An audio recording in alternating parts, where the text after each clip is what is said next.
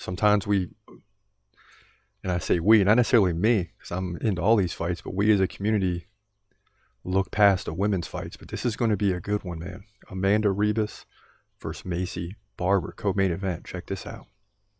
In the women's flyweight division co-main event at UFC Jacksonville, you got Amanda Ribas taking on Maycee Barber. This is going to be an interesting fight. Two really good fighters. The Brazilian is 11-3. The American Barber is 12-2. Unbelievable. Barber 5'5", 2 inches taller. She's 25. Ribas is 29. Now, Ribas has a 1-inch reach advantage, 66-65. She fights right-handed.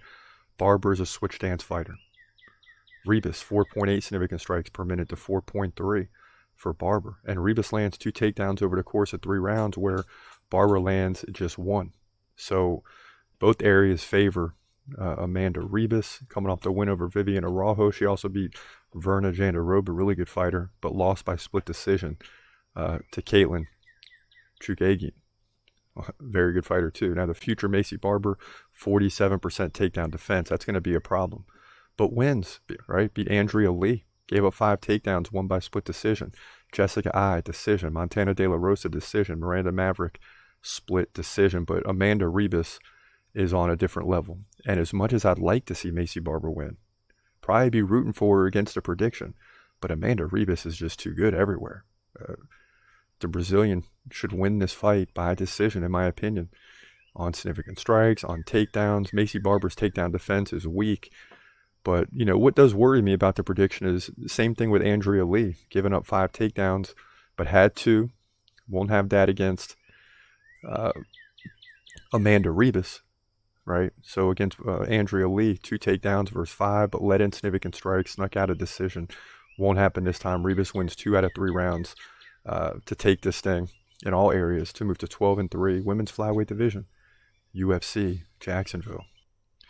All right, so we're rolling with Ribas and Ilia Topuria, and now we got to stick with them. And those are just 2 good main event and co-main event fights for UFC Jacksonville. And it's exciting that the UFC is returning to Jacksonville, the first place that they fought. Remember after that long break when it looked like no sports are going to be played, the UFC comes back, Florida opens the door, and they go to Jacksonville. And what a night that was. So it's just nice that they get to go back. The UFC gets to go back to Jacksonville, who's really going to enjoy this card, especially with Emmett and Topuria at the top. He's gonna fight, wait, he's gonna fight, wait, hold your breath till the end of the night.